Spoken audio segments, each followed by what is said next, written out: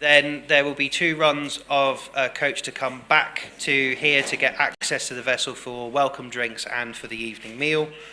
One will depart the hotel at 6:20, one will depart the hotel at 7:10, and then the dinner will be starting shortly after the arrival of guests. If you miss the coach, you're on your own. Good luck. It's about a 20-minute walk in the worst case scenario. The weather today has been patchy. It was wet at lunchtime at the worst time. It can be a nice walk in good weather. Unless you're on crutches. Thanks, Jess. Can still be a nice walk on crutches. It just takes a little bit longer. There'll be some other functional items that we'll be doing later on as well. So at the end of the symposium, we'd like to invite people to come up and have a picture with these at the end, and we will also then be inviting some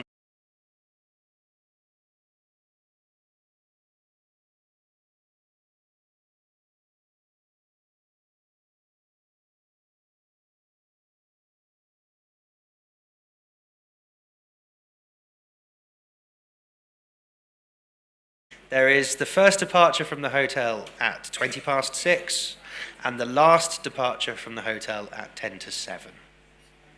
No problem. Thank you.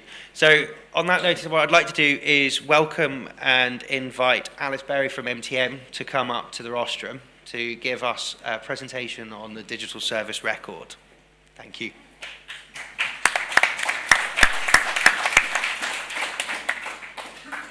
Hi everyone. Oh, thanks. Okay, see how tech's going today. I'm Alice from the MTM agency. We're an integrated marketing agency that works primarily with maritime businesses. So if you may recognise me, and I've been working on the digital project for the DSR for about a year. So yeah, as I say, MTM, digital agency, but we cover lots of different projects, and we've been working with Nautilus for about 6 years. The first project was the membership website, of which we kind of kicked off with some of the other team. And what we're focused on today is the digital service record. So you may be aware of the record book that the yacht's members currently log their time and have to kind of send off for approvals. And we've been working with the team to create something online to kind of streamline that process.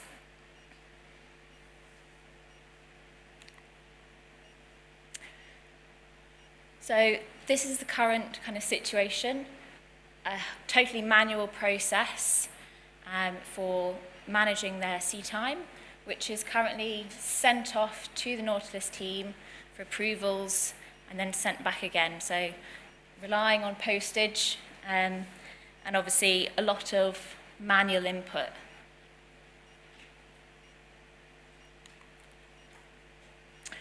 What we're looking to kind of launch is the digital service record, avoiding all of the kind of manual management and stripping out things like damage or lost logbooks and things like that.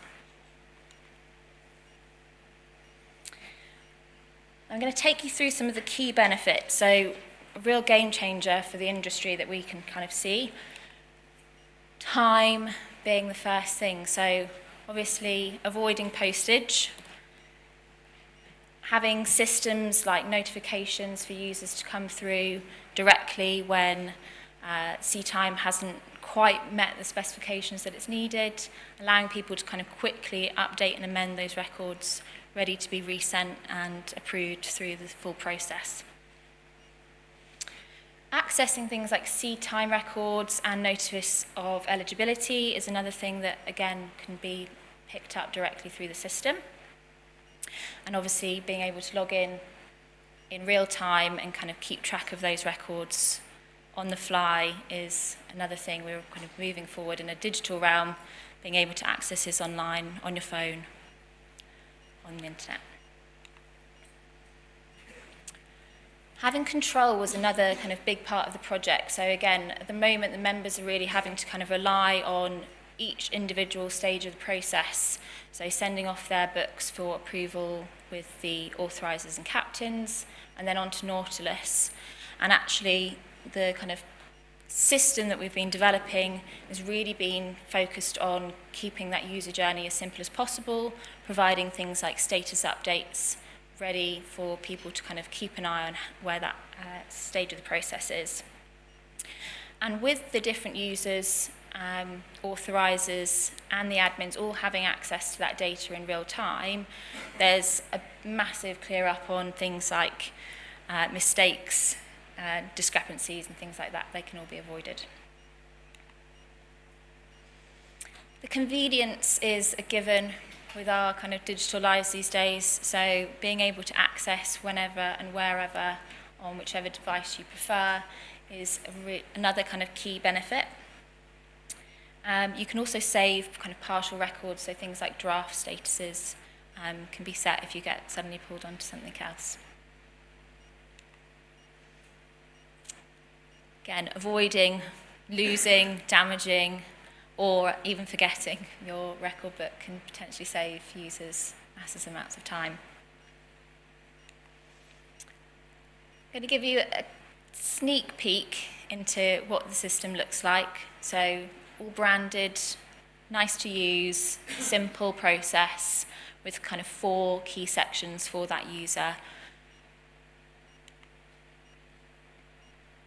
Everyone will have their own dashboard, so being able to log into the system and quickly see where each service record is within the statuses and follow up directly if needed, kind of give the authoriser a prompt.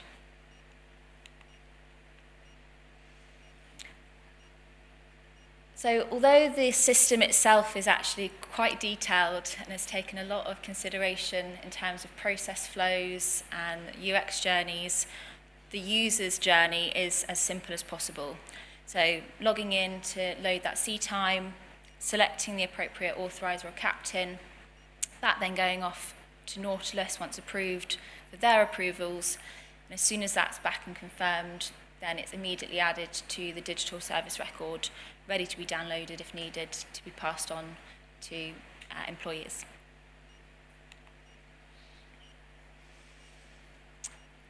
Just a little extra view here. So again, all of the records hold quite a lot of information that, again, isn't needed to be updated every single time.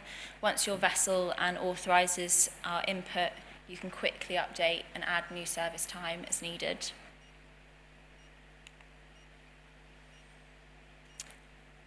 So yeah, top level, it's one of a kind. We've not got a system like this in the industry already.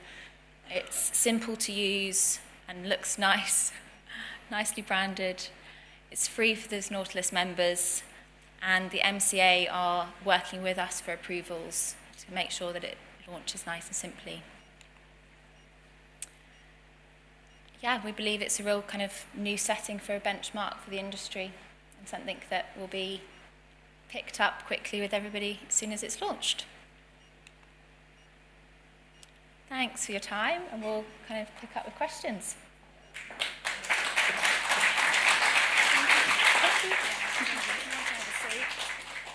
Thank you very much, Alice, for that. So we do have some time now for some Q&A around that digital service record project. If I could just ask Gary and Derek to come up on stage as well, because they've been leading this project for Nautilus International, and they will be able to round out our questions. So Gary and Derek, if you don't mind joining us, that'd be great.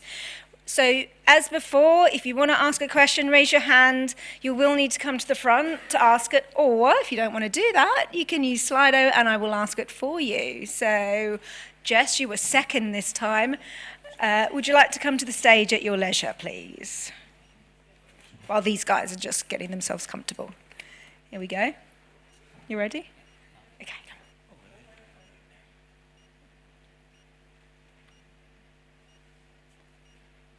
Kevin Murphy, 160852.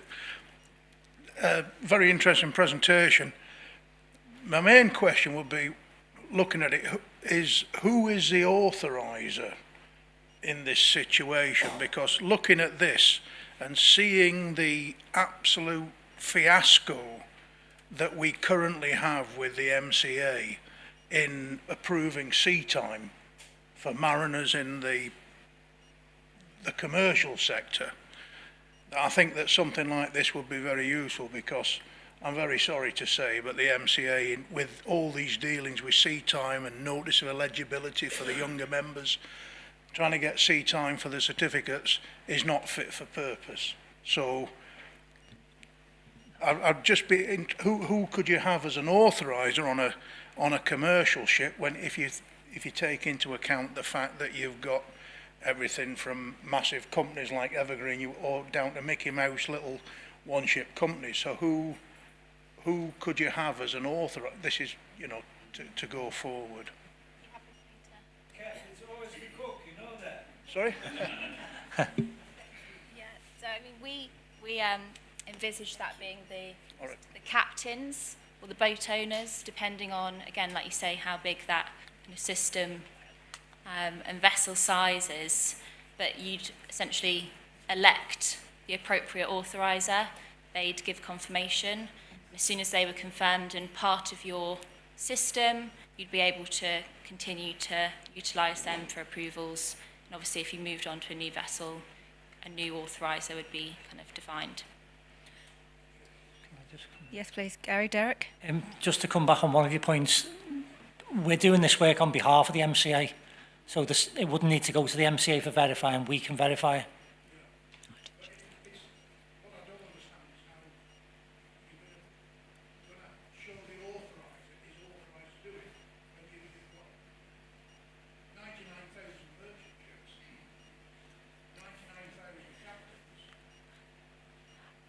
I'll have to repeat the question back. So you just want to say there's a lot of different vessels with a high volume of vessels, high volume of captains needing to sign off or verify the sea time.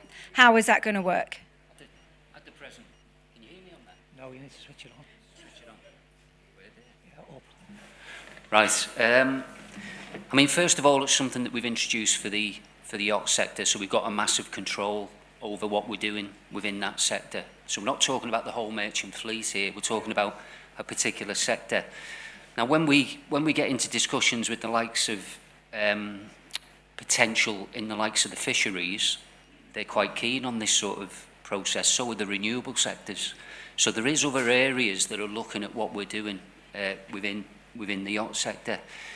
So maybe if I just sort of give a little bit of a view of what we were doing before. We didn't have a service record book. There was no effective way of people verifying their testimonials and their certification. And we're talking about every time someone goes on a yacht, they change their employer.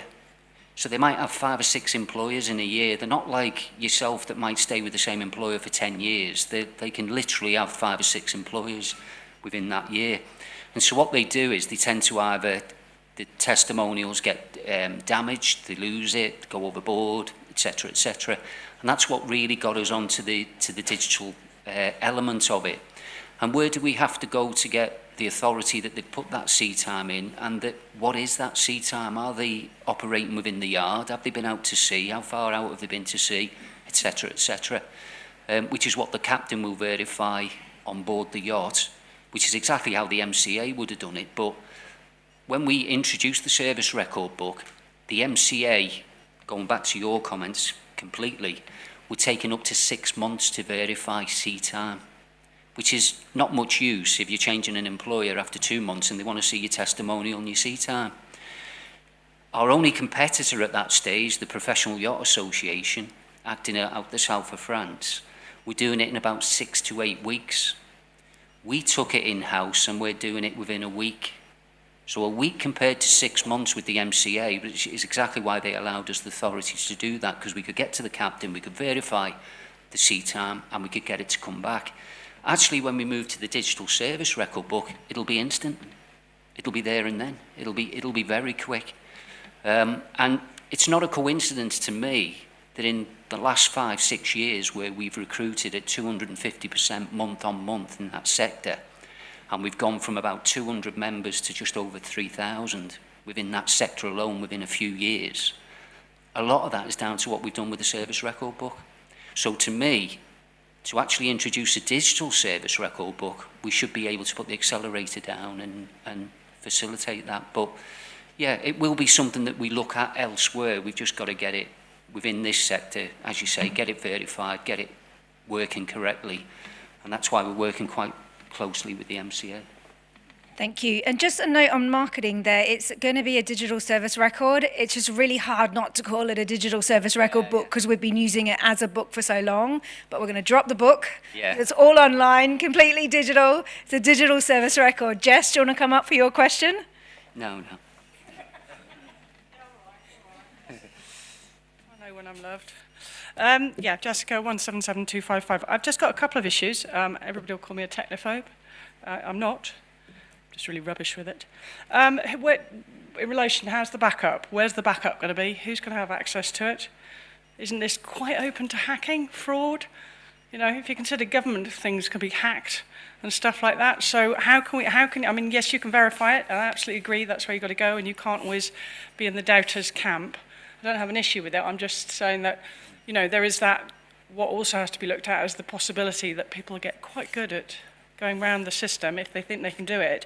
And we have enough problems with STCW and verifying, they say they've gone to, you know, approved centres, and it turns out they're not approved centres, or they're a little bit dubious in the approval ratings, shall we say. So to me, you've got the same issues potentially with this record book, although obviously in this grand age of digitalisation, it's a very, very positive move forward. Thanks. Yeah, I mean, we're obviously set up with a lot of different companies that have a lot of trust in us and are very aware of issues that could arise. So this system is solely managed specifically for you and is on kind of secure servers. So we work with lots of different companies. I don't want to name some of them that you suddenly go, not them. But yeah, it's been considered right from the get-go. Security, data, you know, personalised information, obviously users' details around employees and things like that. So yeah, it's been considered and part of the project. I think just to add to that, you know, there's an element of what we do with the captains on board the yachts and verifying, because the good thing with the digital side of it is that at the moment, manual, we have to go to the yacht every time. So we might be going back to the same captain on the same yacht for different personnel, and the time that involves, as well as what's already been touched on, the cost. I mean, 25% of our members in the yacht sector are outside of the UK. So every time we verify their sea time, it can be costing us £40–50 in postage alone, which is ridiculous from that specific. But once we build up that database, and we've got that captain on that specific role that we know we can go back to for numerous elements of the crew, then that's where our safeguards will come. But just one footnote before someone asked the question, because I thought Jess was going to ask it, but it was similar. What makes this quite unique and what the MCA like is we're not kicking away the traditional method. For the people who still want a service record book and still want to operate it manually, they can. We're offering a digital service. We are convinced that within 6–12 months, everyone will switch over anyway, because it'll be so effective that there'll be no point. But that's what the MCA like, because our only other competitor who introduced a digital service record book about 18 months ago, it's not digital. They still print, they still post. It's not digital. The members sussed it out after 12 months. They've not grown any of their membership. They've lost members who've moved across to us. Even for our manual version is far better than what their supposed digital version is. So as you say, it's it's a game changer, and it will be truly digital, and it's going to be a massive move for the yacht sector. And it's good that yourselves and council, general secretary, etc., have invested in it, have put the time in it, have seen the future of it. This is what we were doing 13, 14 years ago, when there was lots of people around the table who didn't want us to go into the yacht sector. So lots of people thought it was a waste of time. You're never going to recruit there. You're never going to organise there. You're never going to have any involvement. And here we are now, 14 years on, it's the biggest sector in the union. You know, so sometimes you just got to take that sort of leap of faith.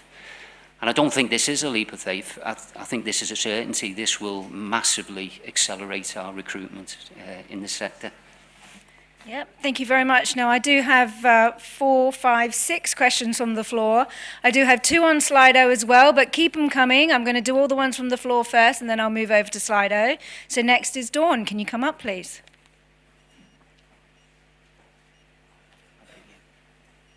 Yeah, hi again. Dawn Franklin, 205645 membership. I've done a lot of RYO courses in my training young people as a master of large sail training vessels, in which paperwork was repeated, sent backwards and forwards, secure postage, lots of money, lots of waiting time. Eventually moving into industry and getting my Officer Unlimited and still digging through cupboards and finding records and papers and certificates and resending it. Record books, I've got 3 record books all completed that I've dragged out and put away. Bags and bags and bags of records and receipts for postage. But still, when you go to an employer, I think the link needs to be really important, is the information to the employer about what's acceptable and what's comparable. Because that's where a lot of the things, companies, and I've been on courses that have been presented and far more informative by the RYA than they ever were by the MCA. Surprisingly, for a bigger ticket, the courses may have been more informative by an instructor in the RYA. So I just think that sort of the more things that have been thrown at people who maybe are in administration but not used to the paperwork, then are presented with another headed version of something that's been MCA approved, but they've not got it on their list to be accepted, or they don't accept it, or they haven't yet accepted it. I think the bridge needs to be so solid, which it isn't even yet with the RYA and MCA. RYA is MCA approved because the MCA couldn't deliver all the training. And it wasn't exactly the same, but it's still, a lot of things don't connect. And I think the importance of it connecting are as important in every aspect of you launching the training book, so training record. So I just wanted to say that. So, thank you. Thanks. Is there a response to that? So it's joined up in terms of getting those approval processes. Is that what the point that you're making? We need to ensure that all the captains are aware of the system, they know that it exists and what to do. Exactly. Exactly. So a little bit of a marketing question there, really. So we haven't got to the stage where we are marketing the system because we are still in that final development stage, but we do have plans to work really closely with MTM and the MTM team to market it first to members, so that's the members in the super yacht industry, and then if it gets to the stage where we can broaden that out to other sectors, then we would roll out that marketing plan, to the other members and employers within those sectors, but very much targeted to super yacht members at the very beginning. Is there anything more that you guys would like to add to that in terms of getting the information out there? No? I mean, Alice? Potentially us kind of picking up on things around PR as well. It's one thing for us to be launching the project, as you say, for the members, but there's likely to be kind of comms around the fact that there is something new. It's going to be in a very kind of obvious controlled. Yeah, and it is essentially your versions are all online, but you'd be able to download a kind of PDF version of that, which again, with kind of Nautilus ownership and the MCA approval, will probably be MCA's.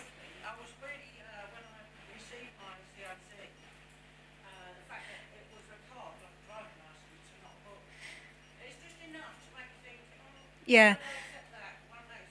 we can't hear it on the recording, unfortunately. So we will absolutely do a lot of work to educate people. We have early users as well, so people who are testing the system, doing user testing with us, and they will be helping us communicate out to other members and employers how to use the system and what they need to do. So yeah, we've got it all in hand, but thank you for bringing that up. Okay, so I've now got Henk. Do you want to come up to the rostrum? Henk Eikenaar, member 1184039. I'm one of the Dutch council members. And my question is also, what about outside the UK? Because you're talking about the MCA, but the great yacht sector is not only in the UK. We also got Dutch people working on yachts. Will it also be possible to use it for example, the Dutch authorities, or the German, or the Swiss, or whatever? Thank you. Yeah. Thanks. And obviously, from a one union concept, of course, that makes sense to expand that across the relevant authorities. I think what it is we've just got to take it one step at a time so that we actually get it right. Because what we don't want to do, we could have ran with a digital service record book 6-8 months ago, but it wouldn't have been right. And then it would have faltered, and it wouldn't have looked quite right. And then before we know it, everyone starts switching off to what can be done. From a nationality point of view, the majority of yacht members, and I mean majority, 95, 96%, will be in the UK branch, which is why we've looked at the service record book first and concentrated with the regulatory authorities here. Because to try and get it through our own regulatory authorities is hard enough before we even expand elsewhere. But yeah, Dutch seafarers and people of Dutch nationality, whether they're on Dutch yachts or whether they're Dutch nationality, the chances are they're going to be contained with an element of what's happening with the service record book. And then for the future, yeah. The world's our oyster, I think is what you're trying to say for the future. Thank you. Catherine, do you want to come up and ask your question?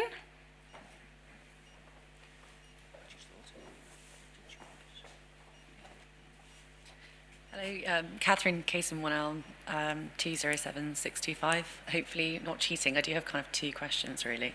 So firstly, it's more about like redundancy. So just so I understand this correctly, is it more like sea service only? Are you able to sort of use this as a tool to sort of upload tasks and get those approved as you would do in a sort of normal book?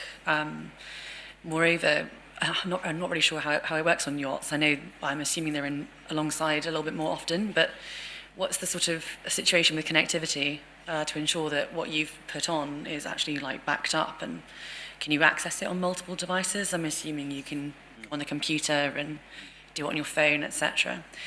The second part of this is more about like future applications. So I'm assuming this will be successful, and therefore, what does this mean for the development of a digital record, and can it be like rolled out widely to sort of conventional cadet ships like fishing fleet, masters, chief engineers, etc.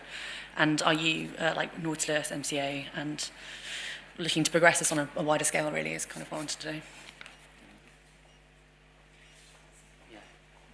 Do you want me to? Gary, yeah, do you want to take that first? And then pass over to you then, if you like. Yeah, as Derek was just intimating, all of the security elements will be in-house. We've got control. I think one of the most important slides that came up in Alice's report was control. I mean, we could have outsourced this work. We looked at outsourcing the work. We used to control it from our Antibes office. That's where it all started. I won't take you through the history because you'd be here for another 4 hours, but basically, we administered it within our Antibes office because we were directly on site where the majority of our members were coming from, which was the south of France and across the Mediterranean within that sector. We then had a decision to make because we were growing so quick and so fast, and there was so much requirement for the service record book.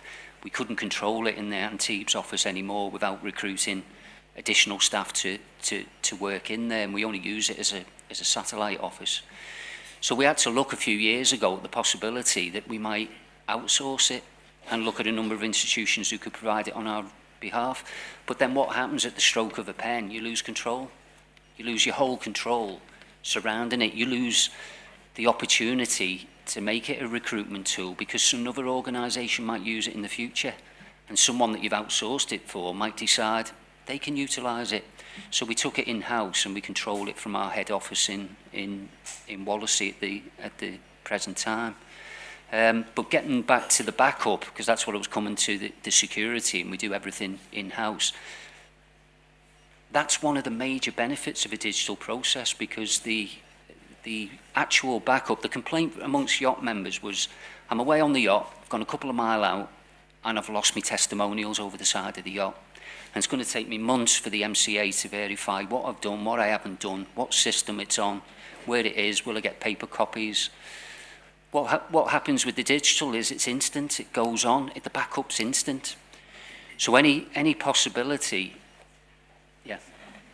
Just to clarify, that wasn't what I was asking. It was more about if you haven't got internet access, how are you, rather than security, because I'm content that it's secure. Right, okay. It's more about, do you lose it if it's not backed up? Like, how is it? It'll be backed up instantly, yeah. But without Wi-Fi? Yeah.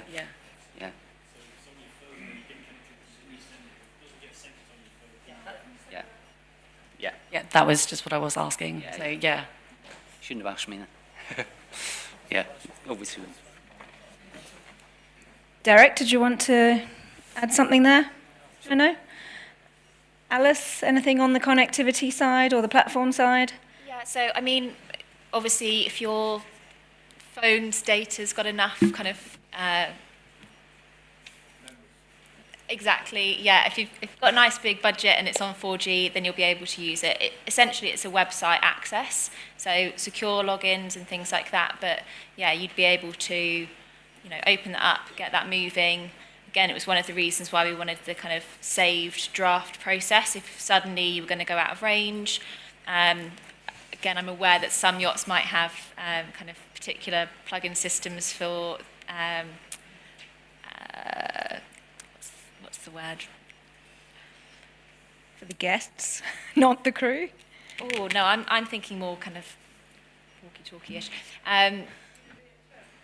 Yeah, the bandwidth, yes. But essentially, yeah, if you're connected to Wi-Fi, you're absolutely fine, and it'll be picked up through that, or 4G if it's, you're offline using your data.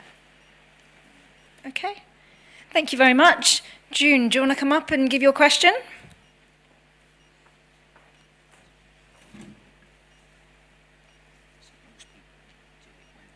It's June again, 1216974.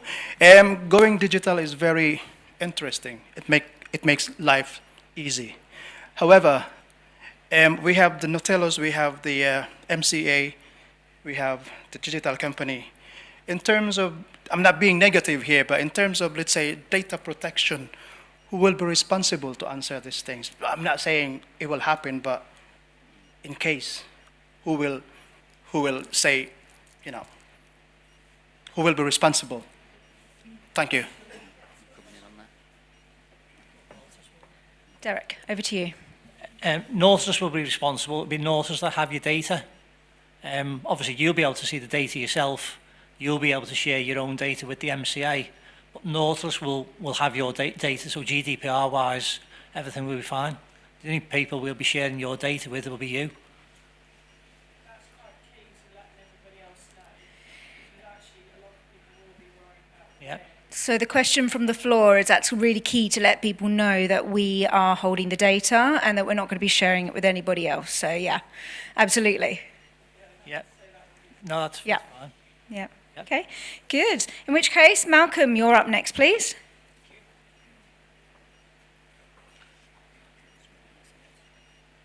Malcolm Graves, membership number 118081. My question for April is moving on from data protection. We've got intellectual property. Now, this is a valuable and very useful program, digital program that's been developed. A question is ownership. Nautilus and Gary has touched on this. Didn't want to outsource to a competitor that could take it for themselves and modify the applications.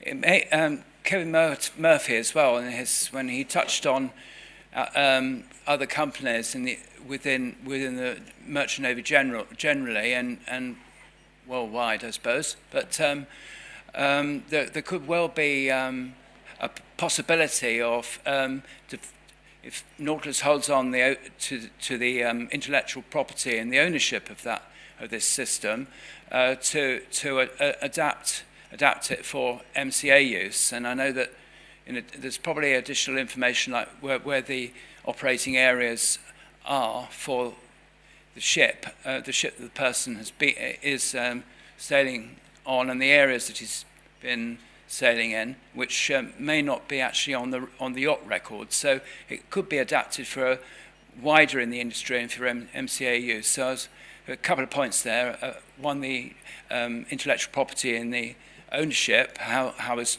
Nautilus going to safeguard that? And are there any plans for using that intellectual property to market the idea of within the industry? Thank you. Who would like to take those? Gary's going to start. Gary's going to start. Okay. Yeah, I mean, as Derek had touched on, Nautilus ownership is there, and I think he referred earlier on, we provide a service for the Maritime Coast Guard Agency. It's them in effect that have determined that two providers worldwide can provide this service on behalf of seafarers who are on yachts, and that's ourselves and the Professional Yacht Association to some extent. That means at any time in reality, that service could be withdrawn, and we could be withdrawn as a provider of that service. And so that's why we're regularly audited, in effect, to make sure that we can provide that service. I know that becomes more important because of the digital concept and how many other people would want to get involved. Will other employers want to see it as an opportunity to provide some element of service? We've had strategic partners worldwide in the past say to us, can we do some of the verification? And we've held that back and said, no, it has to come into Nautilus. We have ownership, the data protection, things that have already been touched on. But there's always the possibility, because we provide a service on behalf of someone else. It's not ours, if you like, to hand out elsewhere for other people to facilitate that. But that doesn't stop the MCA expanding it in the future. Hopefully they wouldn't, because they'll see what service we're providing. I personally believe that once we introduce the digital version, not very far in the future, we'll be the only provider, because I don't think anyone can compete with us, not to what we're going to provide. So, Derek? Yeah. What we've developed is far better than anything else that's out there at the moment. As Gary said, the PYA, the members still got to print stuff off, sign it, scan it back in, upload photographs. It's not digital at all. This is 100% digital. No printing, no paper, no scanning. But just pick up on your point, Malcolm, about using this elsewhere. The platform that's being developed by the team who've been working on this has been built with that in mind, that it could be used for other platforms in the future. Okay. Great. So Sarah, do you want to say it and I'll paraphrase it back, okay? No, I just had a quick question. As we've developed this bespoke software, as you say, in future it might be used for other uses, could we then actually sell it to other companies? Yeah. Yeah, Sarah's asking about the commercial applicability of it. Since we've developed it as a bespoke platform, will we be able to sell it in future and basically make it a commercial product? Who would like to answer that one? Yeah, Mark. Yeah. Anything we don't know, Mark knows. Yeah. It's. I mean, yeah. From a commercial point of view, but I keep going back to the previous point. There's got to be the desire amongst the regulatory authority to allow that to happen. We don't just have a situation where we can develop it and then go out and sell it to all sorts of properties without the likes of the regulatory authority. And I can't see why they would want us to do that, because they'd probably do it themselves if they were going to do it. But I don't suppose there's anything to stop us expanding it if we wanted to. No, I mean, Yeah. up to you. So yeah, Yeah. anything we develop is on behalf of the client. So, you know, we can't go and utilise this and start selling it onto your competitors. And obviously, as partners in the digital kind of arena, we wouldn't be looking to be doing that anyway. So no. Well. Okay. Thank you very much. Now, I've come to the end of the questions in the room, unless anybody else wants to flag it. I do have a few on Slido here, so quick look around. No? I'm going to stick with the theme of the MCA, in which case, could there be provision to add a certification, storage and verification to this system? The MCA verification system has been down for months. Maybe for you, Alice, is that something that you could answer? Yeah, so we've obviously developed it with a lot of process in mind, but it's expandable. So the more kind of feedback that we get from users as well would certainly be taken into consideration, and future rounds of improvements and updates would be, you know, encouraged. Okay. Whoops, sorry guys. Next question from Slido. How will the system be audited? Will it be subject to flag state inspections as part of crew documentation? That's a really interesting one. Maybe Gary or Derek, do you have an answer? Well, part of the approval with the MCA is you are subject to regular audits. Obviously, COVID affected those because it was every couple of years, but we are expecting an audit from the MCA. We are due an audit from the MCA. They know about this project, whether they're going to wait until after this project to come in and do it, whether they're going to come in and do it before. But we are, you know, bound by audits conducted by the MCA auditors, usually every couple of years. And they'll obviously audit the system as the system's introduced. Yeah. Gary, did you want to add there? Yeah, and that was it. Again, that's why it was important control and taking it in-house so that we could make sure we would fulfil that audit, because what a disaster if we were to fail an audit and have the service withdrawn on the basis that I've already expanded to how big that sector is for us, and that would have a massive effect on our recruitment opportunities and maintaining an element of retention. But it's nothing new to us, because we were audited twice in Antibes for the system that we had, the manual system that we had, and they were very satisfied with the process that we had in place. They were very satisfied that we were taking it in-house and moving it to Wallasey, which has now become head office, away from Antibes. So all the way along, we've kept them close within that dialogue and entity. And they're quite comfortable with that. They're additionally comfortable on the fact that we're going to maintain the existing system to run parallel to the digital while we see what the take-up is. You know, it might be a couple of years down the road, there is next to no one following the manual process, but at least we're giving members the opportunity to do either. We're not taking one of them choices away from them. So they like that as well. And that all feeds into the audit and the audit process. And as Derek said, we're due an audit, but they'll obviously wait for this process to be in place before they do it. Thank you. Okay, we've got one more on Slido, and I'm going to try and read this out, but excuse me if I kind of get it wrong slightly. So what is the difference/requirement for this in place of the normal MCA discharge books and testimonials as used by commercial sectors and accepted at face value? Yeah. Gary or Derek, perhaps? Yeah, I mean, intimately, it was set up as an element to record sea time within the yacht sector where there'd been no provision. You could have looked at aspects of a discharge book and the elements that brings in within the merchant fleet. And we have got people crossing over from the merchant fleet who initially were bringing to our attention that there was no such provision when they were moving into the yacht sector, because it wasn't so long ago that the yacht sector were intimating they weren't part of the merchant fleet. You know, why are you speaking to us? What's a trade union coming to the south of France for? We're not part of the merchant fleet. We don't have to worry about MLC. MLC won't apply to us. Oh yeah, it will. Yeah, or we don't have to provide contracts of employment or terms or conditions. We can just get someone on board in the Mediterranean, drop them off in America and say, see ya. You know, that's the reality of where they were coming from.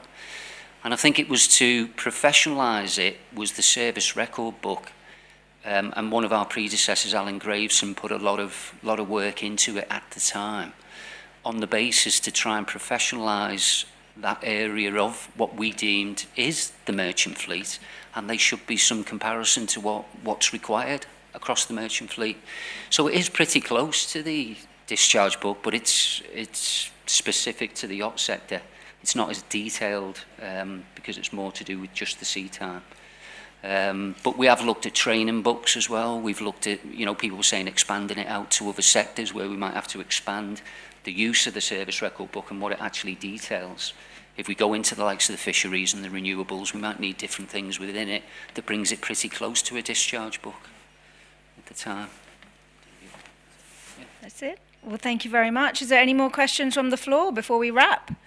No? Well, thank you, guys. Please give a warm thank you to our panellists today.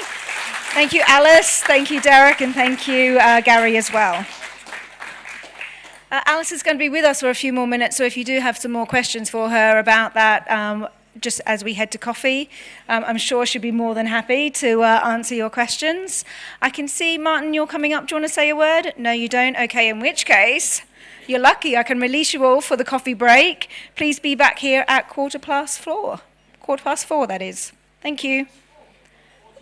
Would you like me to start at 4 o'clock? Half an hour break? I'm just going by the schedule, boss. Let's make it 4 o'clock. Half an hour break, 4 o'clock.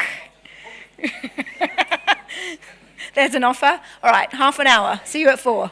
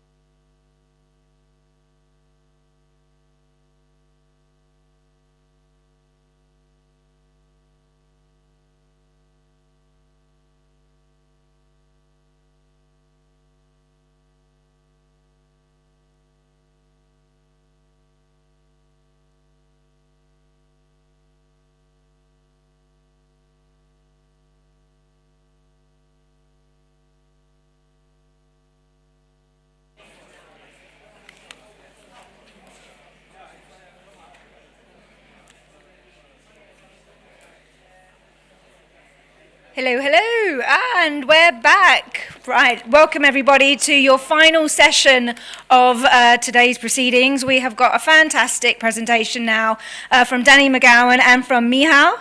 They are going to be talking about just transition and all the work that we have been doing to ensure that seafarers and all working people, actually all workers, are at the heart of the discussion around a just transition, and within that we're talking about the move to decarbonisation and other environmental moves. So I will hand over to our experts now. Please welcome Danny and Michał.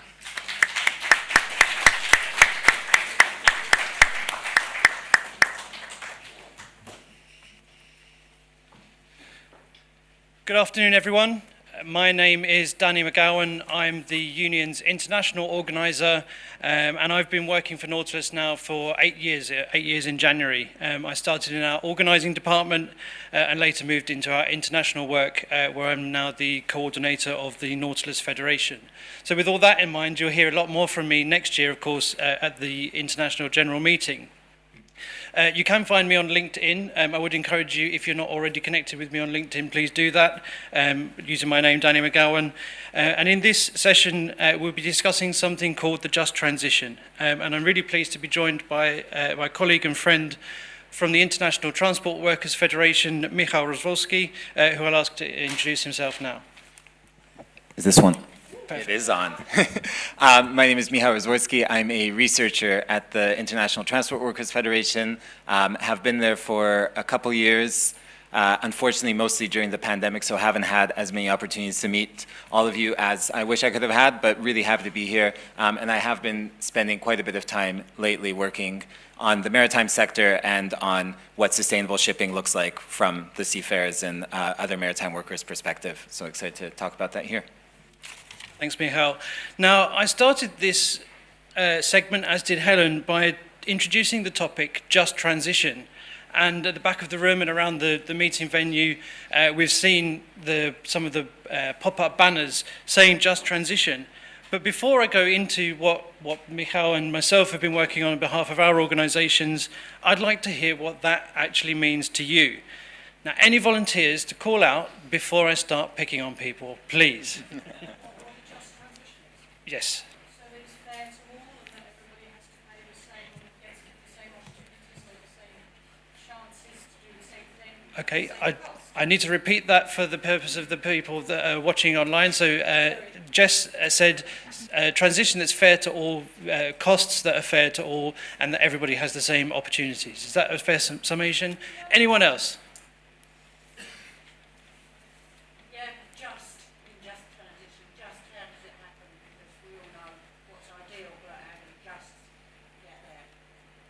Okay, so that was a just transition, the just being a really important part of it, and we all know how we get to where we want to get to. So I'm not going to go too far into or delve further than that right now, but what I'd like to do is, or what I hope by the end of this presentation is you will know a little bit more about what a just transition is, but also how it's important to you and to your fellow seafarers, both here in the UK and further afield. So what I'll do, I'll ask Michał to go into the details of how ITF and Nautilus has been working to make sure the transition to net zero is a just one, is a fair one for seafarers. Michał.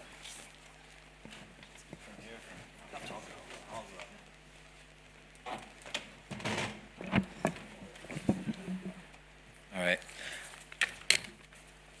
I'll adhere to local custom and speak from here. So Danny introduced, very briefly the topic of just transition. I think all of you here know that seafarers move, nearly 90% of the world's cargo. During the pandemic, you all delivered critical medical supplies, all the goods that ensured that people could stay at home and ensure all of our safety and protect public health. The downside of all of that movement is that our industry is responsible for about 3% of global greenhouse gas emissions. That's quite a big chunk. To put that into context, that's about the same amount as a country like Germany or Japan produces in the course of a year, and that's produced just by shipping alone. Of course, shipping is at the same time a low carbon intensity mode of shipping. We ship a lot. So the amount of emissions per ton is quite low, but the total, once you add all of it up, is really very substantial. And like every country in the world, every industry in the world, shipping has to essentially decarbonize and get to effectively zero carbon by 2050 if we want to stay within that 1.5 degree goal that the world has set itself in terms of limiting global warming. That's sort of all the bad news. The good news is that our sector actually can decarbonize quite quickly if there's the will to do it, because we know quite well by now what the alternatives actually are and what the goal that we're trying to reach looks like. Most of the technology needed to decarbonize shipping is actually either available today or quite close to sort of real maturity, and could be implemented during that sort of 30-year span that we have left. Unfortunately, progress so far has been slow because there's been too little regulatory action and pressure on the industry. So not only have we not had a just transition, we haven't had much of a transition at all up to this point. Effectively, the industry is quite unique in being able to set its own rules through the IMO. Of course, it's government setting it, but we know that how much influence the industry has there and what a sort of unique position it has as being outside of some national regulations and also outside of the Paris Agreement framework. Most ship owners, effectively we face a lot of sort of chicken and egg problems. You have ship owners waiting to invest in ships because they don't know what the fuels of the future will be. At the same time, you have fuel producers not investing in fuel production because there's not vessels that are ready to take on and engines that are ready to take on those fuels. So there's a lot of people sort of hedging their bets, and of course this is all extremely expensive. So we do need regulatory action for this to enable this transition, and it's quite clear we need big sort of structural solutions. This isn't going to happen from individual ship owners doing the right thing. There's a few right now who might be on a small level. You hear news every once in a while of Maersk or someone else investing in a few vessels, but that's really a drop in the bucket, even for those companies individually, never mind the vast majority of the industry. So we know the industry needs to be regulated into action. We know we need a transition, and I think it's up to us as seafarers to be active participants in that transition, to make it a just transition, one where people and their livelihoods are protected and where people aren't left behind, where we have the safety, the skills, the manning, the training, all of that as a central part of the transition rather than as an afterthought or as a Band-Aid that gets slapped on once we already have these new technologies in place. So what does that just transition look like? What does that structural change mean? As we've been going through the process of sort of trying to develop it, I think we've come to several conclusions. I think it means a health and safety first approach. So you need strict rules about handling these new fuels, many of which are quite dangerous, more dangerous than heavy fuel oil. If we're thinking about ammonia or methanol as new fuels, they can be handled safely. But the standards need to be high and they need to be in place before the fuels are in place on vessels. We can't be doing this as an afterthought, as I said before. And we need human-centered design for new vessels and new technologies on board. Again, so it isn't something that, it isn't something that's introduced and then people are introduced into the equation afterwards. A just transition also means standardized training. That should be employer provided for existing seafarers and ideally provided on a not-for-profit basis for new seafarers at maritime universities and not-for-profit training institutions, giving all seafarers the skills for the green jobs of the future and maximizing transferable skills. So that skills are transferable between shipping companies, so you don't get locked into a particular one particular company or a set of companies, or a fuel, and also transferable onto shore once your seafaring career is over. There's a huge opportunity that these new technologies and new fuels are something that will be spread throughout the economy. We're going to have probably a whole new hydrogen economy. Part of that will be in the maritime sector. Part of that will be on land as well. So there are opportunities to equip seafarers with skills that can really last their whole lives wherever, if they choose to stay at sea or if they choose to come ashore. A just transition also means safe manning, maintaining enough seafarers on board to prevent overwork and allow for safe operations. That's a crucial element of safety that we need to talk about, need to ensure that is central. I think for the industry, structural change in the just transition means a regulated and planned transition. So that's one that enforces a decarbonization trajectory in line with the Paris Agreement goal, so that we have strict rules that apply to everyone equally and that enable everyone to make the decisions that end up with a decarbonized industry by 2050. And lastly, it means looking beyond seafaring and looking at the entire maritime supply chain as a whole. When we think about the investment that's needed to decarbonize shipping, 80% or more of it actually will have to happen on land. It's all of the fuel production facilities, new bunkering facilities, pipelines, all of this, the renewable energy that's needed to power the plants that will be producing green fuels. So there's a huge opportunity as well for shipping to become, an entire sort of ecosystem of green jobs, of good green jobs, of something that revitalizes coastal communities, and is not just limited to seafaring. And it means, and as part of that means actively expanding the number of women, other minorities in seafaring, making sure that it's an equitable transition, that seafaring is open to more people. And I think, again, there's a huge opportunity in terms of showing this to be a green industry of the future, one that people do want to work in, and one that is welcoming and accepting of everyone.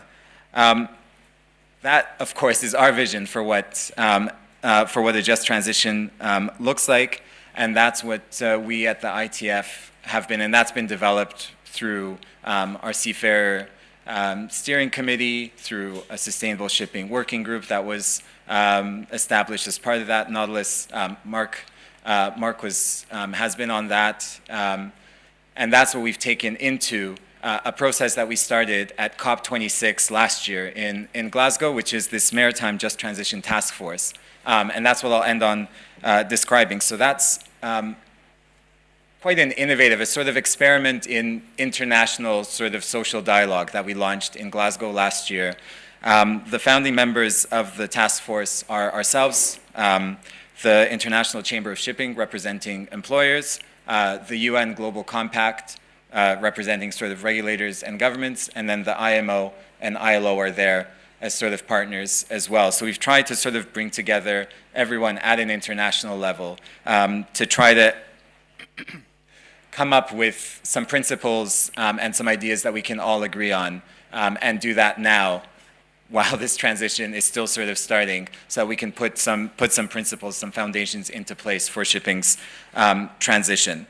So we've tried to find common points of agreement. The first place that we started was around training, and at COP 27 that just concluded in Sharm el-Sheikh last week, we released a 10-point action plan for training, essentially, as the first sort of major document of the Just Transition Task Force. It's part of a joint position paper, and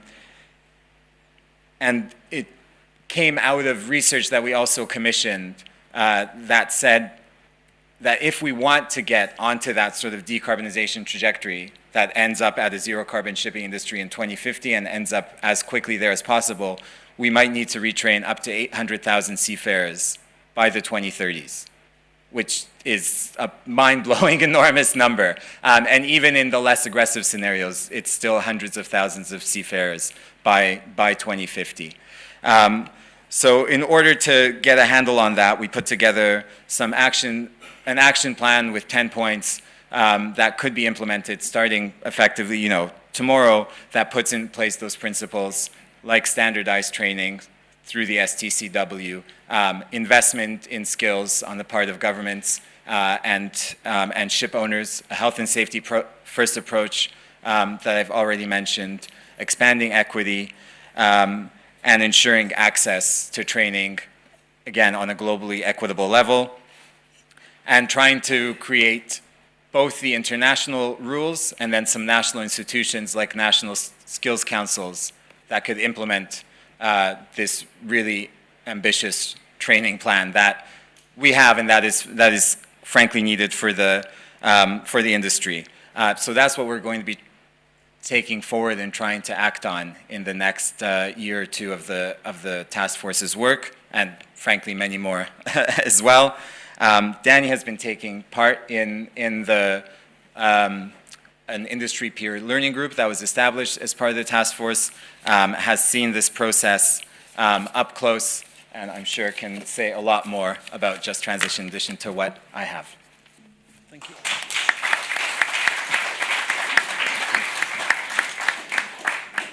Thank you very much, Michal. And what I'd like to do now is start with a video that was released at COP27 last week that was announcing the Mapping a Maritime Just Transition for Seafarers position paper alongside a DMV report that the Global Maritime Task Force, sorry, the Maritime Just Transition Task Force commissioned to highlight what skills are needed. So we'll go ahead with that video now. Thank you. Mapping a Maritime Just Transition for Seafarers. Over 90% of world trade is carried by sea. While supplying the world with food, fuel, medicines and goods, the global shipping industry accounts for 3% of global greenhouse gas emissions. For shipping to reach net zero CO2 emissions by 2050, it must shift away from fossil fuels and transition towards low and zero carbon fuels, technologies, and ships. This fourth propulsion revolution will require over $1 trillion in investments.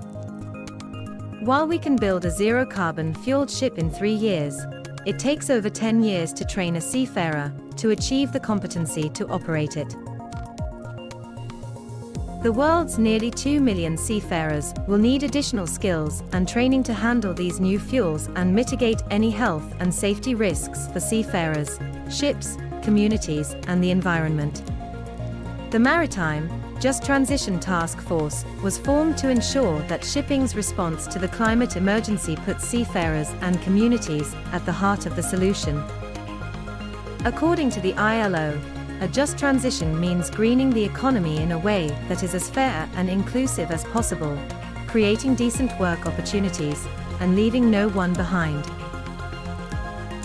The Task Force Secretariat commissioned a report from DNV to provide insights into seafarer training and skills needed to support a decarbonized shipping industry. The report showed that a lack of clarity about viability and uptake of alternative fuel options is making it difficult to plan effectively for the transition of the maritime workforce and to attract investment towards skills compatible with the industry's decarbonized future. The report models 3 emission reduction scenarios and estimates the number of seafarers requiring additional training to handle alternative fuels up to 2050. Under all 3 scenarios, there is an immediate need to start putting the training infrastructure in place. In response, the Maritime Just Transition Task Force is launching a forward-looking 10-point action plan, setting out recommendations to unlock the skills needed to support decarbonization goals. This includes strengthening global training standards and ensuring a health and safety-first approach. To find out more, visit the ICS, ITF and UN Global Compact websites to read the full DNV report and the task force position paper.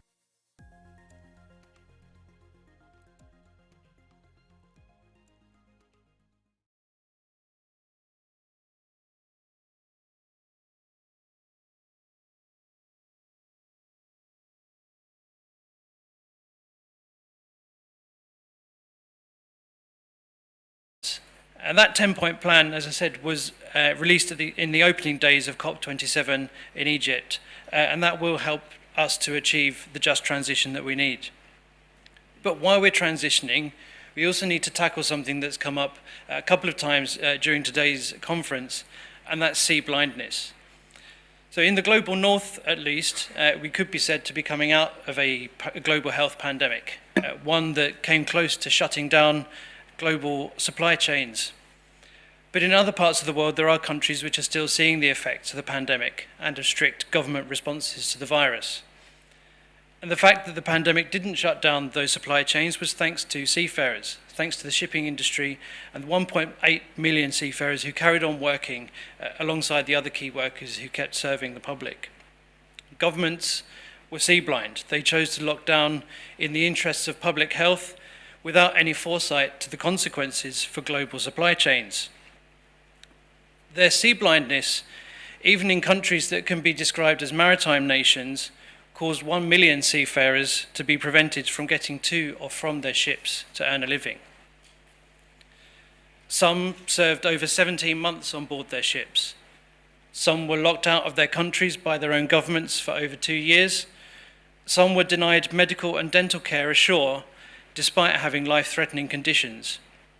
And, I'm afraid to say, dead bodies were stored in food freezers and denied repatriation to their next of kin. Now, of course, what we're witnessing today are the direct results of that short-sightedness, that sea blindness, as we have resource shortages and supply chain dislocation. And of course, we're now in an inflationary spiral as well. On top of that, as we've heard earlier today, we also face a labour shortage. Who can blame people for leaving industries where they witnessed such treatment over the last 3 years? Now, we've got a global recession looming large on the horizon, one that's being exacerbated by the Russian invasion of Ukraine, and one that, that invasion as well appears to have destabilized international relations in other parts of the world too. The crisis that we have today was not made by COVID-19, but by the governmental responses to it. And as we know, it's not just governments that don't really understand the scale of our society's dependence upon shipping and seafarers, but society itself. We've seen that shipping is responsible for moving 90% of everything internationally. Boiling it down to a UK-specific figure, that's 95%. But how many people in the general population really know that? Now, hopefully everyone in this room knows that Nautilus is doing a really good job at tackling that. But we need you as our members to help us do that too, through word of mouth and through getting involved in our campaigning work as well. Together, we need to create an awareness and an appreciation of an invisible industry and a largely invisible workforce, alongside appreciation of the entire supply chain. Without it, we do face that growing recruitment and retention crisis, which only serves to accelerate automation and technological transition too. Nautilus, working in the UK, the Netherlands and Switzerland, and further afield with our Nautilus Federation colleagues and other ITF affiliates, can be at the forefront of confronting this fourth industrial and propulsion revolution by arguing for our members to be trained in the new skills that are needed. For example, the uses of alternative fuels and new technologies. And of course, technology must be human-centered. We need to harness the potential to create better paid employment, reflecting the scarcity of specialist staff to construct, fit out, operate and maintain new shipping systems. And the relentless pace of new technology in our industry will continue, but I know that it won't obliterate the need for skills and experience in the seafaring. Neither will this need for skills and experience be obliterated elsewhere for jobs in the wider maritime cluster. And so that is why Nautilus wanted to get involved in this Just Transition Task Force and its industry peer learning group, working with the ITF, the United Nations Global Compact, the International Chamber of Shipping, the IMO, and the ILO. As you saw in the video, the DMV report commissioned by those bodies indicates that hundreds of thousands of seafarers will need some form of training to reach decarbonisation of our industry. And on the back of that report, which you will find on the union's website, Nautilus has helped with the formation of that 10-point plan. It starts with the need for international organisations, such as the IMO, but also national governments, to establish consensus to unlock training. Without some form of clarity on the uptake of alternative fuel options and the trajectory of decarbonisation, it's almost impossible to plan for the transformation of the maritime workforce. So the 10-point plan, as you've seen in the videos referenced by Michal and available on our website, as I said, is backed up by 3 fundamental just transition principles. The first one is global labour standards, or our global labour standards. And this highlights the importance of the Maritime Labour Convention and how the just transition has to be underpinned by social dialogue, that's conversations in normal speak, between unions, ship owners and governments. The MLC and other global standards must be respected, and ship owners and governments can't take this opportunity to try and chip away at these conventions. The second fundamental just transition principle is gender and diversity. Some people might say, why? What the hell has that got to do with the environment?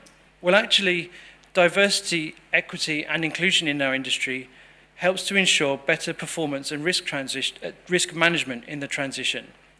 Unions, by promoting these concepts and these values, can help to promote cultures where equality, fairness, and respect are incorporated into policies and behaviours, forming that just transition. And the third fundamental principle is for health and safety. And as Michal mentioned earlier, the health and safety first approach helps to reduce risk to seafarers through familiarisation of onboard ships and fit-for-purpose training, particularly as alternative fuels are introduced. Now, I'm not going to stand here and go into all 10 of those just transition points, or those points of the 10-point plan, because many of them interlink with each other, and those I've already mentioned do also cut across what I'm about to go into now as well. So as Michal has touched on, and as the report calls for, it calls for support for seafarers' skills and the transferability of those skills. When I've been taking part in the industry peer learning group, I've insisted for Nautilus members that company-specific training must be standardised in some way so that seafarers have the opportunity to transfer their skills to other employers or other sectors of the maritime industry, rather than find themselves welded to a specific employer. In addition to that, seafarer career pathways must be established, and with the establishment of national maritime skills councils, as we already have in the UK, but further afield as well, that focus on alternative fuels, technologies and training required by seafarers, it will be an achievable target to get those career pathways in place. And this will assist in another of the points, which is to address attrition and recruitment. As I said earlier, we have a growing recruitment and retention crisis. And we need to make sure our industry is one that is attractive for people to work in. So at the heart of many of the 10 points in the action plan are seafarer unions. Our goal as Nautilus is to create a race to the top in the world of work for our members. By calling on national governments, industry bodies, ship owners and international organisations, and crucially positioning ourselves as part of the solution to achieving a decarbonised industry by working with those partners, we can achieve this for you as our members. Colleagues, shipping and maritime, I'm sure you'll all agree, is a terrific industry, despite the picture I painted at the beginning of the speech. But at a time of instability and change in the world, it's essential that unions and the members we represent remain united. In our globalised world, we're indeed stronger when workers organise together and when their unions operate together too. Trade unions must develop, innovate and collaborate, as you've heard today, to avoid being part of the problem. Doing all of this, of course, will make sure that industry finds it more difficult to support shareholders before they support seafarers and all workers, and again will cement trade unions as an integral part of greening our industry. But one of the challenges and one of the key asks I make of you today, one of the challenges we face is to ensure that we as a union ensure that every Nautilus member can connect with what until hopefully today was an abstract concept linked only to the environment. And as we develop our campaigns, please do get involved with them. Please do take part, and please do spread the word. Next year, we'll be operating a survey or running a survey on this very topic, and really, really hope that you'll all both take part in that, but also share it to your networks, colleagues, other Nautilus members as well. One of the other themes we've talked about today is collaboration and cooperation, and the need for both of those concepts hasn't dimmed, but has got brighter. Across the 3 Nautilus branches, together with unions in the Nautilus Federation, we're ready to support our members in the just transition. And that's before we even talk about things like human rights due diligence as well, which is probably next year's theme, I think, perhaps. Colleagues, I will close by saying the world needs shipping. Undertaking the work that we've been doing alongside the United Nations Global Compact and others will ensure that Nautilus members are part of a better future where quality, experience and professionalism counts, and together we can build back fairer. I'd now like to hand over to Helen, who will introduce some questions for us. Thank you.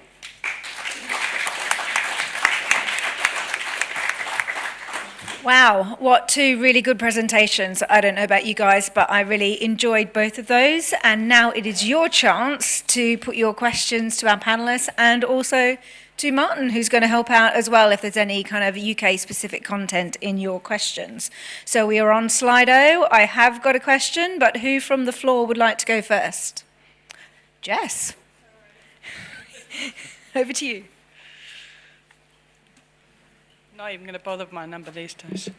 I just wondered what the, if we've got this just transition, have we got a similar sort of thing in relation to how we intend to address sea blindness? I live just down the road from here, actually, and I've been into a primary school that is in the middle of my port of Bridgewater. Quick plug.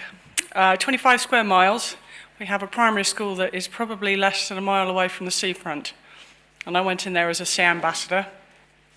And you ask these kids, and they walk along the seafront, they see the shipping, they see the stuff that goes up to Avonmouth, Portbury, quite a busy port just down the road from here.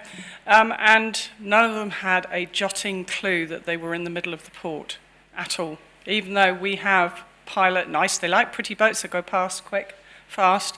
What I'm saying to people is that this isn't just about us, this is about the future and younger generation, and we do need to have a similar sort of action plan to actually make the government realise that this should be part of their education.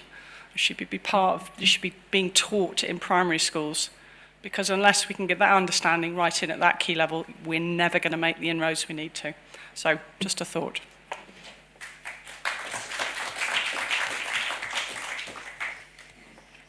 Danny, would you like to take that one? Yeah. Am I working? Yes. I'm working. The microphone maybe it wasn't. That was the call to our membership, is to have those conversations. Nautilus, through Helen's team, is doing a really good job of spreading the word. We've got the podcast. I've just recorded a podcast with Michal to be released at some point in the future on this very topic. But Robert, our host, sitting over there, and the podcast that Helen mentioned earlier, is one of the one of the many ways we'll be trying to tackle seeing blindness, but we can't do it on our own. We need our 20,000 members across our 3 branches to do it with us and to do it under the Nautilus banner. And so that's my challenge to you as well as us. We'll back each other up. Yeah? The only thing I'll add is that I do think that the transition to greener shipping, to sustainable shipping, does present an opportunity for that. Even though, in some ways they're separate problems, but I think they come together in that. And I think the ability to be part of a green, exciting industry, one that has the potential to decarbonize quite quickly and actually be a leader in decarbonization, if we create that space if we're active participants in creating that regulation, can do a lot to make it a more exciting, something that younger generations can really see themselves a part of.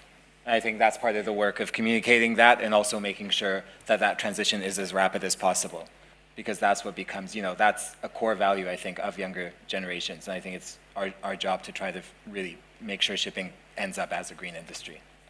Yep, absolutely. Did you want to add anything there, Martin? Mate, you yourself, Jess, have given the answer to that as well. You were out in the school talking to them about the situation, and it's those little steps that we can all take a part of and take things away and have those conversations. And that's an important part of getting people interested and realising that there's a career in maritime. And the work that we're doing with Just Transition is to make sure that that career pathway is going to be sustainable and there in the future too.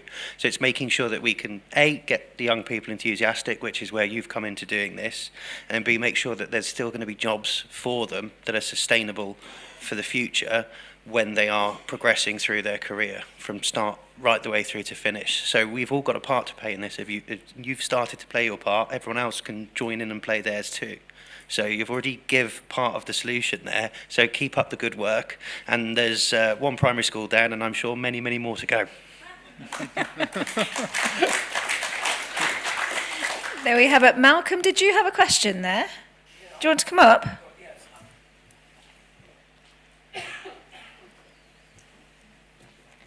It's Malcolm Grace, membership number 118081. Yes, thank you very much for the presentation. I have had some experience of the issue of decarbonisation. I've been working with a company for some 21 years, Natural Environment Research Council, research ships across the oceans of the world.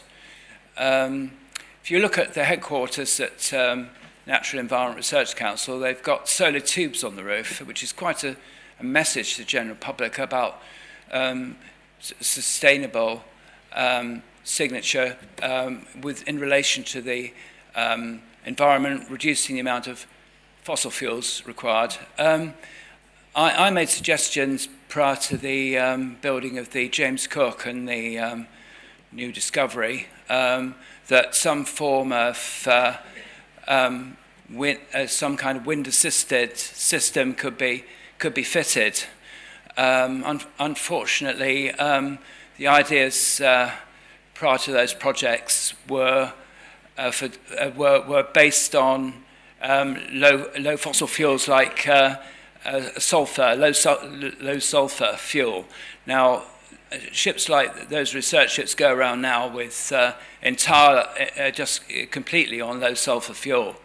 They have additives they put in to the fuel in order for safety reasons to take the place of carbon, and that places a lowering of the signature. But these are small steps, and we've only got till 2050, and there needs to be some form of international agreement. As you said, it's no good individuals coming up with suggestions. You're going to have some kind of compulsion through legislation to get this moving, and it's really urgent and a great idea. So thank you very much. I'd like to see any future propulsions, perhaps through nuclear fusion as well, which is still working on that, but there might see it before 2050. Thank you.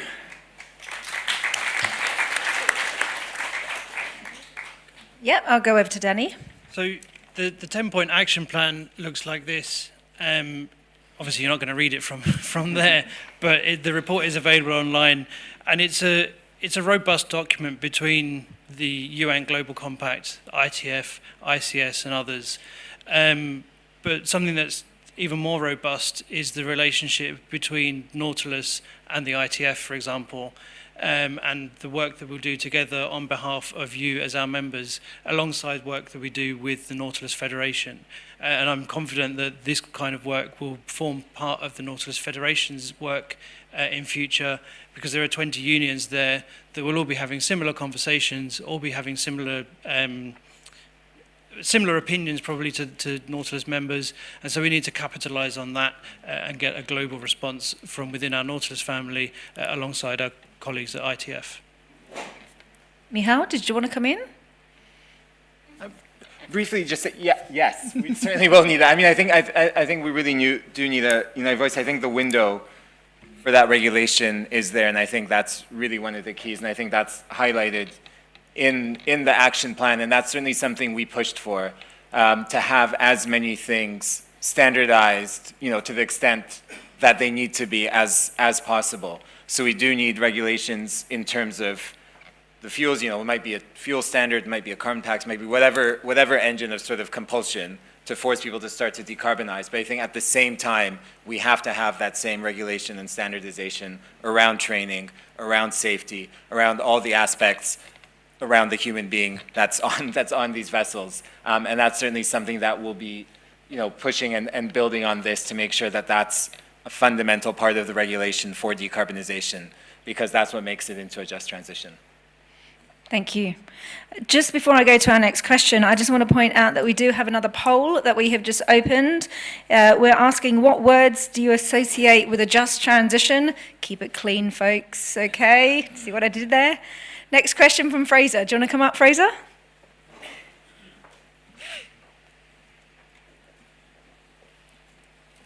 Good afternoon, Fraser Matthew, 193163. 2050 for me sounds like a scary number.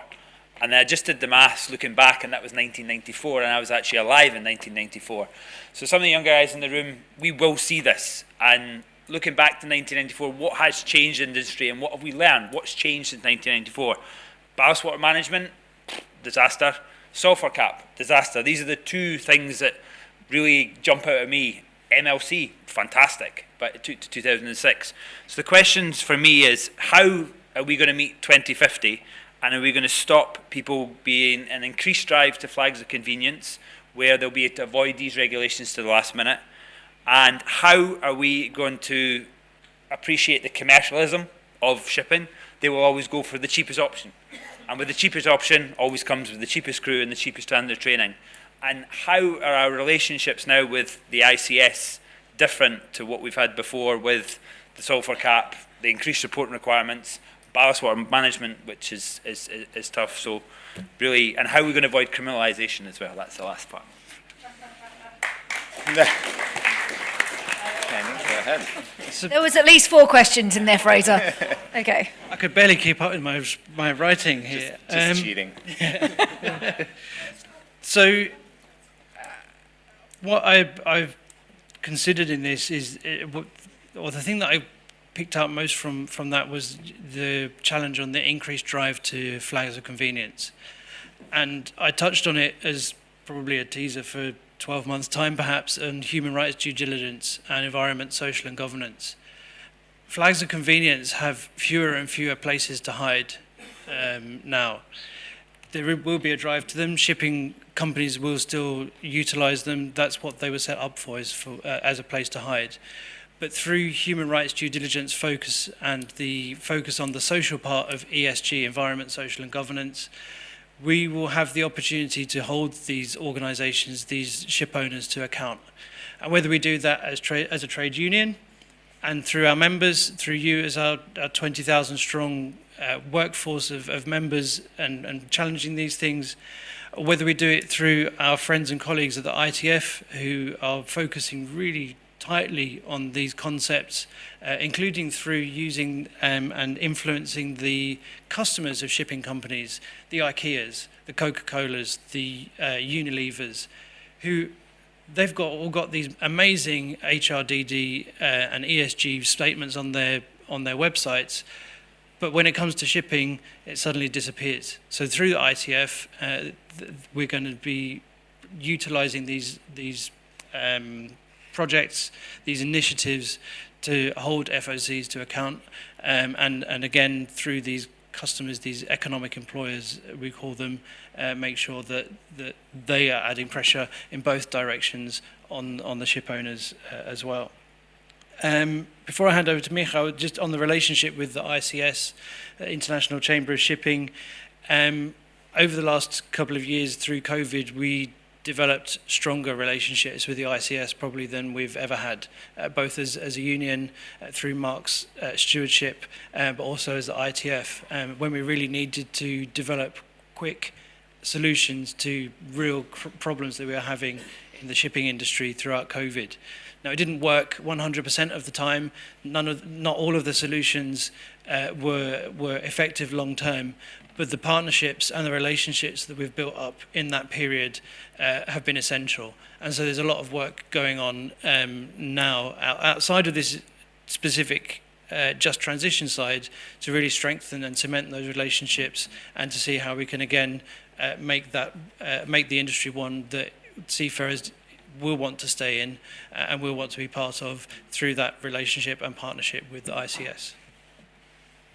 Yeah, I think Danny's right. I mean, COVID was this sort of testing ground for a new relationship.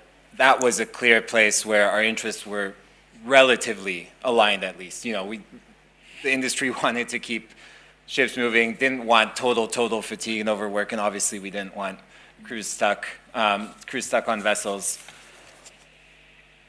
There is, I think this document and the work in the task force is another attempt to find that middle ground where interests really are aligned. You know, obviously the industry has made a lot of money in the last few years. You could think some of that could go to training, and that's part of our goal is to push them to see that as something that's, you know, important and ultimately also something that impacts their profitability. If you have a skilled, safe crew, you actually have better operating vessels. So I think there's a mix of, you know, it's a mix of working together on those things that we can and pushing together where we can, and then also having our own autonomous policy as trade unions, as workers, to push those things that are really important to us, where, you know, we can try to force them into either joint documents or try to push on governments. We've had success, for example, at COP. In the last week of COP, the U.S. Came out in support of inserting just transition language into the IMO's GHG policy, which will be sort of the driving regulation behind decarbonization. You know, for now, that's just putting that language in there, but at least that sort of plants the flag that this has to be something that isn't just about emissions, isn't just about technology, but is about seafarers and communities. So I think it's a case of both, and I think that aspect of education is really important amongst our own members, so that we have, you know, a push from the top and from the bottom, and try to get as close to this transition being one that we want to see. I think, it's definitely a challenge, and like you say, there's been mixed, you know, the results have been mixed in the industry, but this is a real big opportunity, and we have to be there. Thank you. So is there any other questions from the floor, or shall I go to Slido? Slido it is, okay. How do we best address the mutual reluctance of companies/agencies to take the lead in implementing the technology needed to facilitate decarbonisation? Wow, big words. Who would like to take that one? I'll sound like a broken record, but I think again it is really regulation and standards. Most of the industry won't do it until it's forced to do it. So we really need to have a level playing field. And you know, for the parts of the industry that will, they're the ones who also, it's in their interest to create a level playing field, so they're not the ones who are overspending relative to others who are, you know, waiting until the last minute and seeing what they can sort of get away with.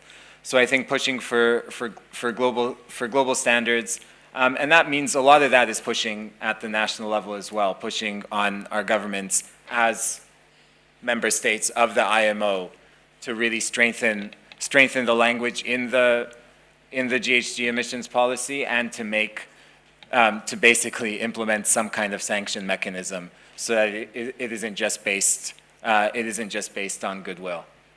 And again, and as part of that, again, as a broken record, you know, we do have that window to make sure that while that's happening, while we're trying to implement something that's regulated and something that pushes the industry as a whole and creates and, you know, solves some of those chicken and egg problems that I was talking about, where people are sort of cagey and waiting for each other, I think it's our role to really push as hard as we can, again, for the safety, for the training, for everything that goes around the technology that maybe otherwise wouldn't be put into place.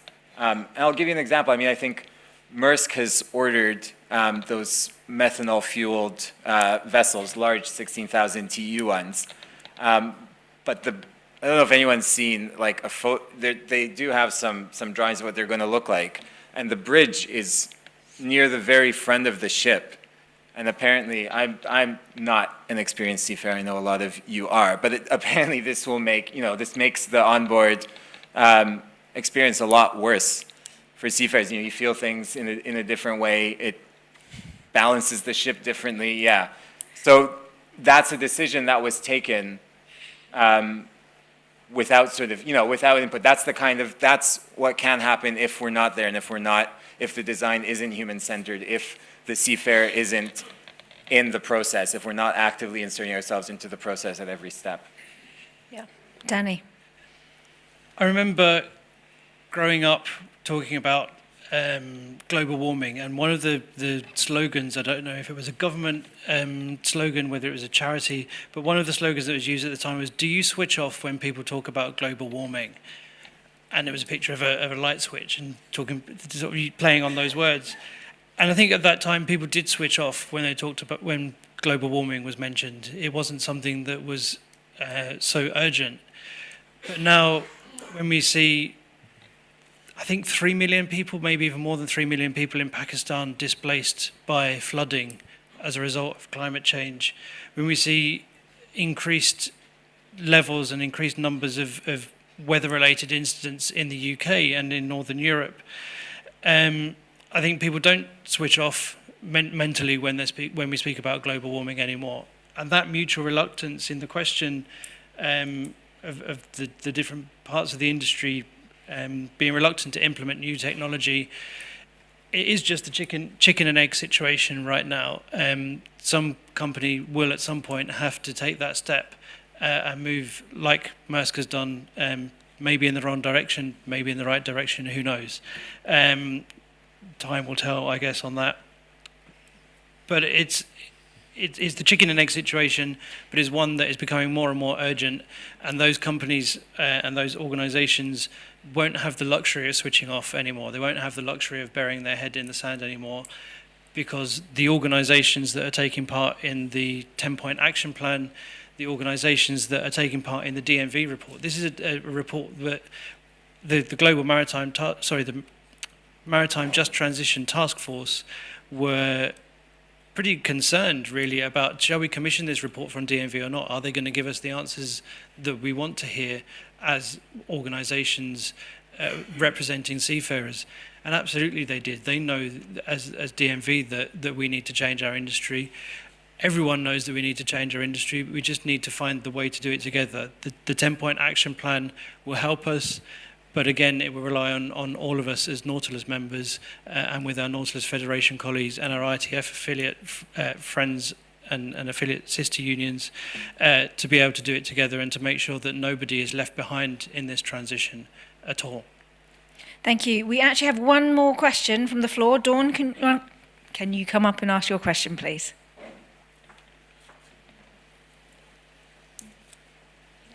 Good afternoon again, Dawn Franklin, 205645 membership number. Regulation and things being enforced on your global scale, and what I'm hearing here, it sounds massive and huge companies, but just hearing the big companies, the big words, nothing at the bottom ever seems to be monitored. So the amount that's not monitored in the smaller areas, and that's with the existing rules, regulations, the MCA, situations that come up and you see things that shouldn't be allowed or shouldn't happen. But the monitoring, I did see on your slide that monitoring was one of those 10-point action plans.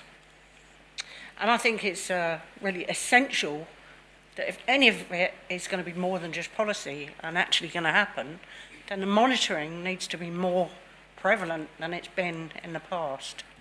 And that's my point, really. And I just wondered if it was in detail what the monitoring plan or finance or would be to actually oversee some of the regulation.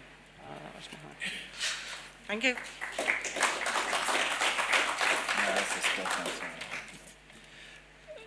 What monitoring is put in place to ensure that the plan is going to be effective? The monitoring referenced in the 10-point action plan is more about monitoring skills through the national skills councils that should be introduced. And so, as I mentioned, through Maritime UK and our work with them, we're taking part in that here in the UK. In terms of monitoring, was your question about monitoring emissions or? It was monitoring in general. We all know I've seen more plastic bottles, more litter, more rubbish, more fly tipping than I ever did before global warming was a real thing. And when we used to have the Don't Litter campaign, which was a tiny thing in a huge Monitoring emissions, yeah. monitoring everything. Okay. Yeah. Enforcement and monitoring, yeah. Thank you.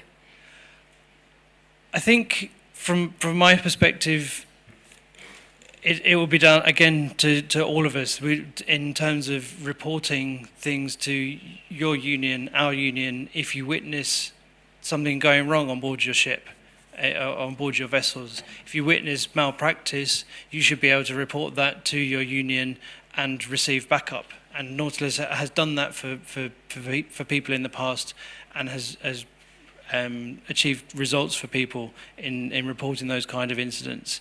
In terms of global monitoring, yes, that will be part of what we need to work on following this 10-point action plan in the next years of doing that and seeing how we can enforce what we've put into practice and enforce what's in this 10-point action plan. This isn't the end of the project at all. This is the beginning. And please do get involved in the campaigns and the surveys that we run so that we can get your views and the views of other seafarers into just that kind of topic. Enforcement will be key. I mean, I think we worked really hard to get, and it's quite a low bar, but just even to get collective bargaining, references to collective bargaining into the 10-point action plan. And we were successful in that. And I mean, I think we have to think broadly about what the different mechanisms are. There's, like you say, there's international rules and regulations. The enforcement often falls down. So, what can we do? Can we put as much as we can into collectively bargained agreements, into standards, into things we can enforce ourselves? Like Danny said, is it, things that if you have a health and safety committee, if you see something, you can bring that up and potentially have a mechanism for enforcement that isn't as top-down, but it's also that's also bottom-up. Same thing with the national skills councils, which again, that's monitoring skills. I know it's not quite what you're talking about, but it's another example of something where what's the appropriate level for things to be monitored, and to turn those sort of more abstract international rules and regulations into something that's more concrete, and into a space where, again, industry and unions can come together, so it's not just something that's being imposed, but is there a space like a National Skills Council where you have government, industry, and unions working together to create standards and to create those enforcement mechanisms, and it not being left to, either to self-regulation or to some bodies that might not care as much. Thank you. Now, look, guys, I'm really, really sorry, but we are going to have to wrap it up there because we have got a bus coming and we've got to do a photo call in the meantime. So can you please thank our fabulous panelists? And Danny will, of course, be joining us for the dinner tonight, so you can grill him with more questions about Just Transition.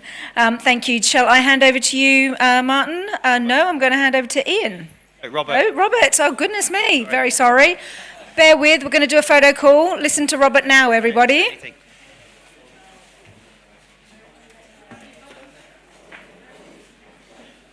Okay, folks, so I know the bus is coming very soon. But before we do that, obviously, the theme of the conference has been Build Back Fairer. And what we want to do is do a big photo call. So we're going to grab everyone, bring you up. Just don't move just yet, if you can just hold off for a second. We want to bring everyone up just in front of the stage. Please don't come onto the stage. Bring the banners, or whatever these are called, with you. We're going to have Mark at the front. We're going to do a couple of photographs, but we're also going to do a short video as well. So if I can just have your attention for a quick second.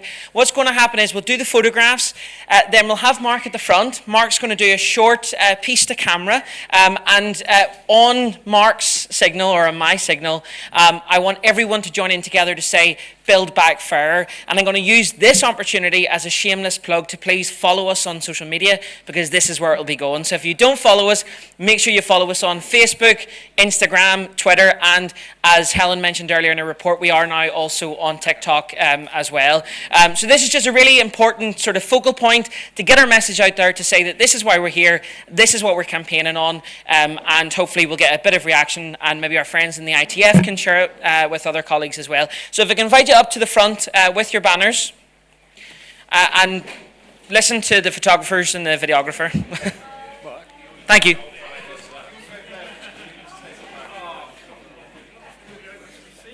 That's not necessarily a bad thing, is it? Usually I am the only person seen in these photographs. So it's...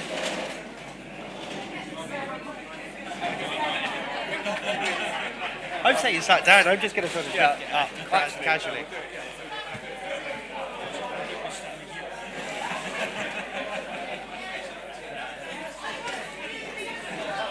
Oh, Wilco? Wilco? No. You're not going to hold one?